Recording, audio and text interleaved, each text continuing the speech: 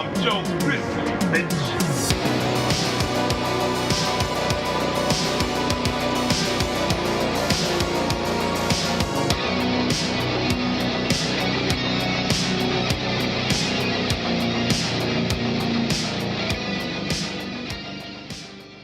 What up, mean militia? Mean Joe Grizzly here. And when I'm not playing a philosophical game of cat and mouse with Hugh Grant, I'm at the Grizzly Cave, watching movies, reading comics, listening to metal, and of course, crushing beers. And on today's episode, we're going to be talking about Heretic, the newest A24 horror film starring Hugh Grant, Sophie Thatcher, and Chloe East. This movie's been getting a lot of buzz at Fantastic Fest and other festivals before it was released, and a lot of creators I know have praised this movie as the best of the year. But is it? But before we get started with this episode, can you please like and subscribe to the channel, and please go follow me on all social media platforms so you can help me grow my brand and I can keep continuing to bring you all forms of badassery. So, does it live up to the hype? Let's find out. This is Grizzly Grade Reviews.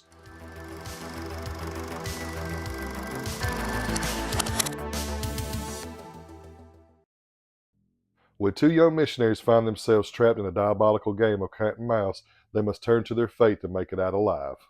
So I kept hearing about the buzz on this film when it premiered at Fantastic Fest, and I heard a lot of the horror creators that I respect here on this platform talk about how great it was, and how some of them that my opinion really links up with said that this was the best horror film of the year by far. And after seeing it, I can honestly say that I don't know if it's the best horror film of this year, but it's definitely one of the best horror films of this year. So before we get into the meat of this review, I do want to say that if you're someone who doesn't really like thought-provoking movies that challenge the way that you think or feel about things in your life, particularly with your faith, then this might not be the movie for you. But if it is, it's definitely up your alley. But I implore you, if it's not the type of movie you like, please give it a chance, because this movie definitely gets the gears turning up high, whether you are a believer or you're not a believer.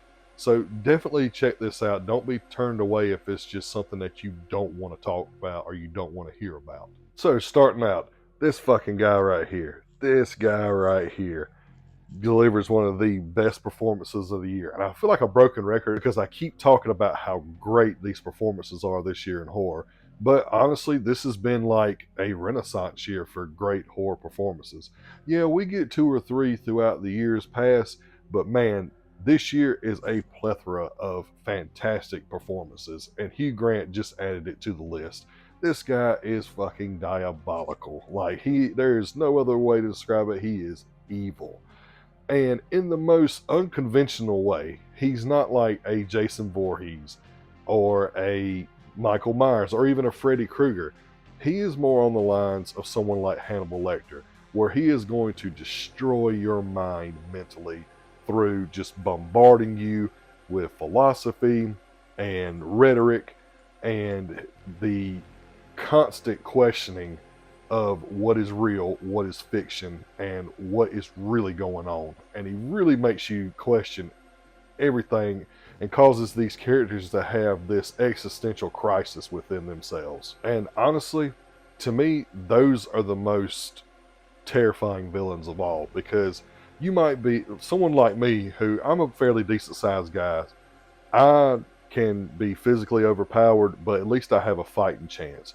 But someone who is a very, very intelligent villain and he likes to use his mind to torment his victims, that is something that to me is way more threatening than someone who just swings an axe at you. Sophie Thatcher and Chloe East were phenomenal, both of them, and they've been good in just about everything I've seen them in, and particularly Sophie Thatcher. I loved her in Yellow Jackets, and I liked her in The Boogeyman, even though The Boogeyman wasn't that great of a movie. She was phenomenal in it. And I believe that Chloe East was in The Wolf of Snow Hollow. I like that movie a lot too. That's one to check out if you like good horror comedies. I think that they both brought different performances here from two different sides of the spectrum. One being someone who is very secure in their faith, but can step outside of that belief to think in a different way. And then you have one who is so devoted to their faith that they're almost blind, to where they have to rise above this situation and really become a badass because the situation calls for it. And at the same time, not losing their faith. So I thought that all three of those performances were great and some of the best of the year. This year's best horror performance is going to be a really hard one to nail down for me when I do my end of the year list, because they just keep on bringing out hit after hit after hit and these phenomenal performances. This year, it started out very, very low with Night Swim and Imaginary, and then ever since then, it's taken off, and we've gotten some of my favorite performances of the last 5 to 10 years, honestly. As far as like the scares go, this movie does a good job of building this real claustrophobic atmosphere from the environment that it's set in, because it's obviously through the trailers you can see that these two girls are trapped in this house by Hugh Grant, and he kind of forces them to go through this labyrinth that's kind of under his house. And the architecture and the design of those sets are very dread inducing. Like it feels like you are it feels like there's no way out. Like you're just stuck there, and the only way that you can proceed is by taking leaps of faith. You have to either follow blindly or you have to question everything. And the fact that he allows you to make these choices, and then he fucks with your head mentally to make you think like, well, is my faith real? Is everything I believe just a farce, or if what I believe in, is it actually true? Do I trust my faith? Do I go against my faith? What do I do to get out of this situation? And to me, that is super, super fucking evil to do that to someone. And honestly, at first, when you see this movie, I'm not going into any spoilers of the movie. I'm just talking about bare bones minimum of this film. But it's kind of terrifying to think that you really don't know what's going to happen in this situation. Because you, as an audience member, you don't know if he's just fucking with them and trying to just start this philosophical debate but take it to the edge, not quite go over the edge, but kind of take it to the edge to where they actually learn something and they question things and they don't just follow blindly, or if he's really just doing it to get his rocks off. And you find out when you watch the movie. But I love this concept, and the thing is that it's really, really well written too, because movies like this, they can really, really, really fall flat if the writing's not good. I actually saw on a horror group that I'm part of on Facebook, someone's was kind of down on the movie and kind of compared it to an M. Night Shyamalan type movie. That's absolute bullshit. There's no M. Night Shyamalan wishes that he could write something this smart, but I do see where you can kind of have the wool pulled over your eyes and think that it's going to go in a M. Night Shyamalan route. But if you want to look at it that way, he goes the best route that M. Night Shyamalan ever could have went. And I'm not sure who the writer of this movie is, but whoever did it, they are phenomenal. The other thing too is that this movie draws a lot of parallels for me to Barbarian, which I love Barbarian. I know that everybody that's listened to my reviews before from the year 2022 knows that I loved Barbarian. I will champion that movie forever, because that movie was one of the best theater experiences I've had in a very, very long time. So I like the parallels that it kind of draws to that, while not being anywhere close to that type of film.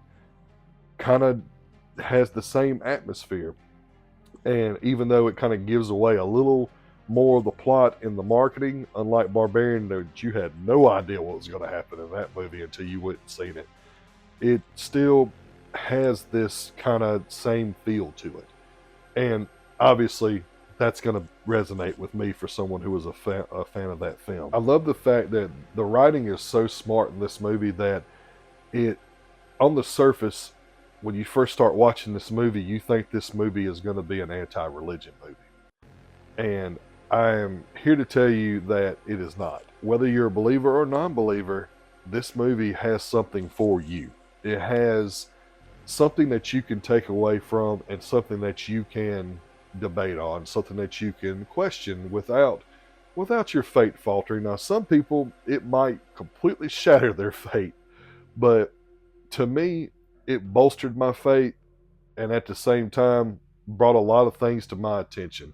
And honestly, the stuff that's being talked about in this film and being put on display in this film is stuff that my entire young adult life have questioned or have like noticed. And I love the emphasis on control through blind faith. I like that. And I like that it helps you understand how other people who are non-believers think. And I think that that's a tough pill to swallow for people sometimes. Sometimes I believe people don't want to believe that people can blindly follow something and live their life fully content.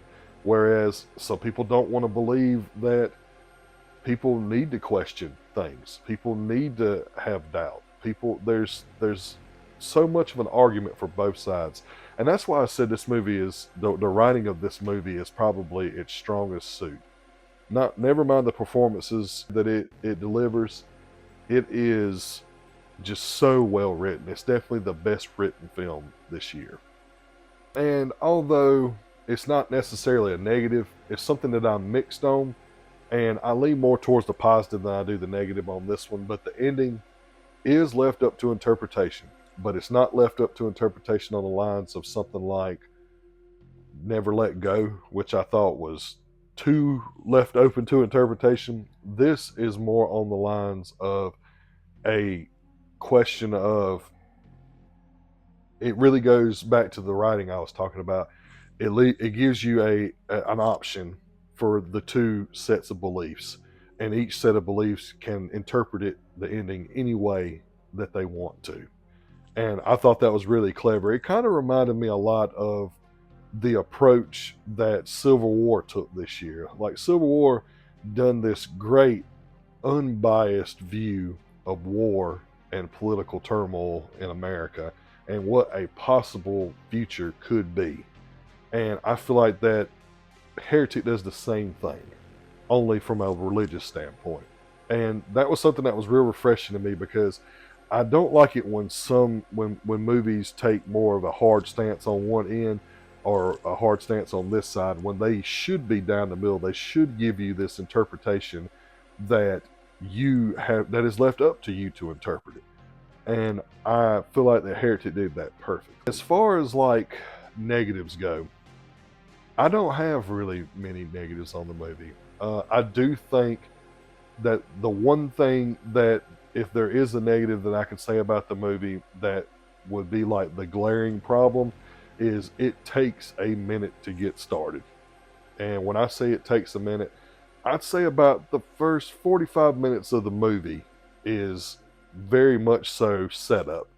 And then after that, it's balls to the wall.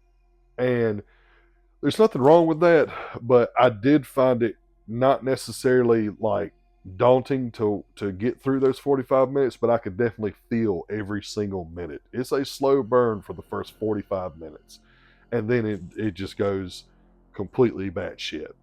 Is it the best horror film of the year? For me right now, it's not, but it's definitely in the top 10, and it might even be in my top 5 of this year. So with that being said, I'm going to give Heretic a 4.5 out of 5, and it is definitely Grizzly grade guaranteed. So head to your local theater and check out Heretic today. It's a great watch, and it's definitely a must watch for this year. The music in this episode was done by Carl Casey at White Bat Audio. Make sure you go check out his channel, because that guy is a synthwave master. All the stuff he does is fucking amazing. So make sure you check out Carl Casey at White Bat Audio. Well, that does it for another episode. Make sure you like and subscribe to the channel. And please follow me on all social media platforms so you can help me grow my brand and I can continue to bring you all forms of badassery. If you click on this video right here, it'll bring you to my 2024 Halloween special. And if you click right here for this playlist, this is all the past episodes of the Mean Joe Grizzly podcast. So make sure y'all check those out. And remember, I'm Joe Grizzly, bitch.